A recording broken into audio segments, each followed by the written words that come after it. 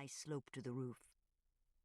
So begin with a day in early October, when it's easy to think of the sun shining hard, the fields surrounding the minister's house brown and gold, the trees on the hills sparkling a yellowy red. There always is, plenty to worry about. The Russians had sent up their Sputnik satellites 2 years before, one whirling around right now with that poor dead dog inside, and were said to be spying on us from outer space, as well as right here in our own country. Nikita Khrushchev, squatty and remarkably unattractive, had even arrived a couple of weeks before for a visit to America, whether people liked it or not, and many did not. They were afraid he'd be killed before getting home, and then what horrors might ensue. Experts, whoever they were, and however they did it, had determined that a guided missile from Moscow to New York would fall within 7.3 miles of its target, and while it was a comfort to live outside this radius, there were 3 families in West Annet who had bomb shelters in their backyards anyway, because, after all, you never knew. Still, this happened to be the first year in many when countrywide church membership had not increased at a greater rate than the general population, and that, if you thought about it, had to mean something. Possibly it meant people were not panicking.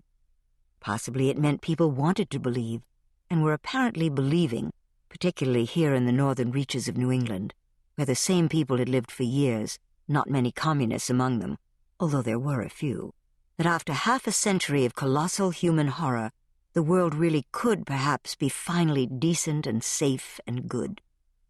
And today, the one we've chosen to start with was lovely in its sunny brightness, the tops of those distant trees a brave and brilliant yellowy red, the kind of day where you could easily imagine the tall minister out for a walk, thinking, "I will lift up mine eyes unto the hills."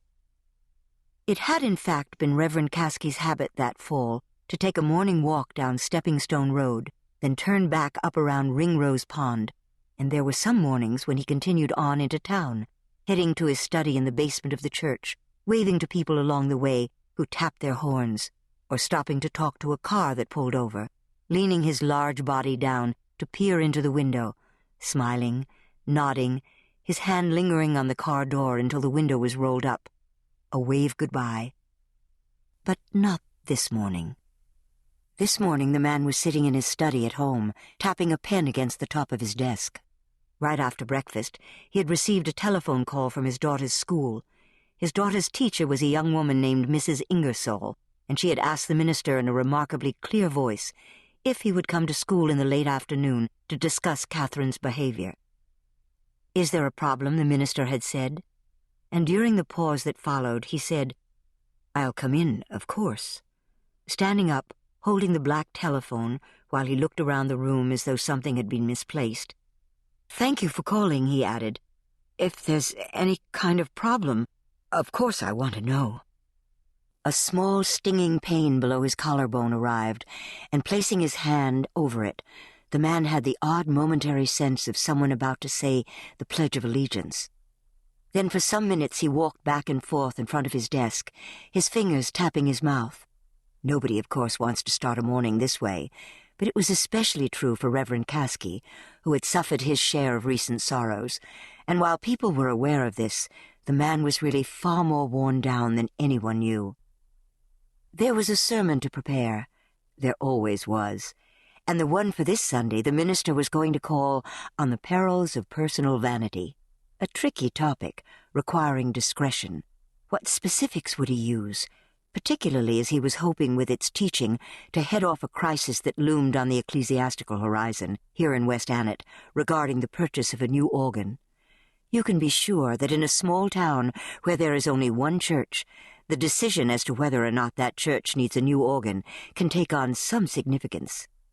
The organist, Doris Austin, was ready to view any opposition to the purchase as an assault upon her character, a stance irritating to those who had a natural hesitancy toward any change. So with not much else to occupy itself at the time, the town was on the verge of being occupied by this. Reverend Caskey was opposed to the organ, but said nothing publicly, only tried through his preaching to make people think. Last week had been World Communion Sunday, and the minister had emphasized this point to his congregation right before the special offering. They were Christians in communion with the world. As was tradition, on the Friday before World Communion Sunday, a noontime service of the Ladies' Aid Benevolent Society had been held, and that's when the minister had been hoping to speak on the perils of personal vanity, guiding this group of women, responsible for raising much of the church's money, away from any frivolous expenditures. Jane Watson wanted a new set of linen tablecloths for coffee hour. But he'd not been able to gather his thoughts, and for Tyler, who used to like to picture himself, metaphorically speaking, as taking his listeners gently by the scruff of their white New England necks, listen while I tell you, his Friday performance had been disappointing. He'd provided only general words of praise for hard work, money raised. Ora Kendall, whose droll voice always struck Tyler as being at odds with her small face and wild black hair, had called an hour after the service to give him a report, as she was apt to do. "2 things, Tyler. Allison doesn't like you quoting Catholic saints." "Well," Tyler said easily, "I guess I won't worry about that." "Second thing," said Ora, "Doris wants that new organ even more than she wants to divorce Charlie and marry you." "The organ business, Ora, that's the board's decision." Ora made a ruminative sound. "Don't be a nitwit, Tyler.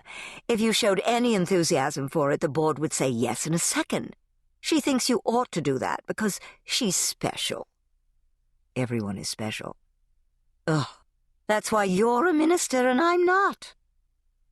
This morning, Tyler Caskey was trying again to compose some lines about vanity, but he just sat, staring out the window of the room.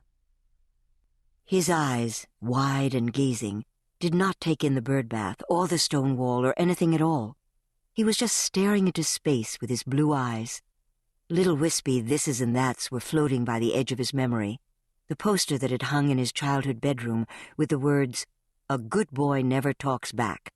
Picnic tables in the Applebee's field, where the bean-hole suppers used to be held. The maroon drapes in the living room of the house where his mother still lived, now with the baby, Jeannie. And here his mind hovered. The proprietary nature of his mother's large hands as she guided the child's little shoulders through the living room. The minister looked down at the pen he was holding. "The best in a difficult situation," is how he had phrased it at first, but it didn't have to be phrased anymore. Everyone knew where the baby was, and no one, to his knowledge, frowned on the arrangement. And in fact, no one really did. Fathers were not, at that time, expected to raise small babies alone, particularly where there was so little money. And while the Ladies' Aid had supplied him with the light housekeeping duties of Mrs. Connie Hatch, she was paid pennies. His congregation understood the baby was better off for the time being with her grandmother Caskey, who had never, by the way, offered to take in little Katherine, too.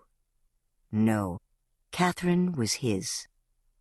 Cross to bear. Words that shot through his mind now and made him grimace, for she was not his cross to bear. She was his gift from God. He sat up straight and tried to picture himself talking with the young teacher, how he would listen earnestly, hands clasping his knees. But his cuffs were frayed. How could he not have noticed?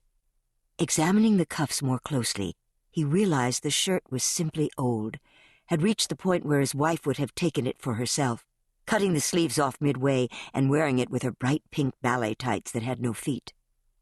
"It frees me up," she would say. But she had sometimes answered the door that way, and when he had said jokingly that perhaps this put his job at risk, having Marilyn Dunlop drive up to the house and find the minister's wife running around in men's cut-off shirts and dancing tights, that Marilyn might even elaborate on her report back to the others, his wife had answered, "Say, Tyler, are there any things I can decide on my own?" Because it had bothered her dreadfully how the walls of the old farmhouse did not belong to her, belonged to the church instead, that she could not paint a wall without the church's permission, although permission was granted, of course, when the minister said he would buy the paint himself. "I want it all pink," his wife had said excitedly, throwing her arms wide with exuberance, and he had not repeated to her later, of course, how his sister Belle, on a visit, had said, "For God's sake, Tyler, you're living inside a piece of bubble gum." And right now, The living room shone a candy box pink. Tyler stood up and walked down the hall.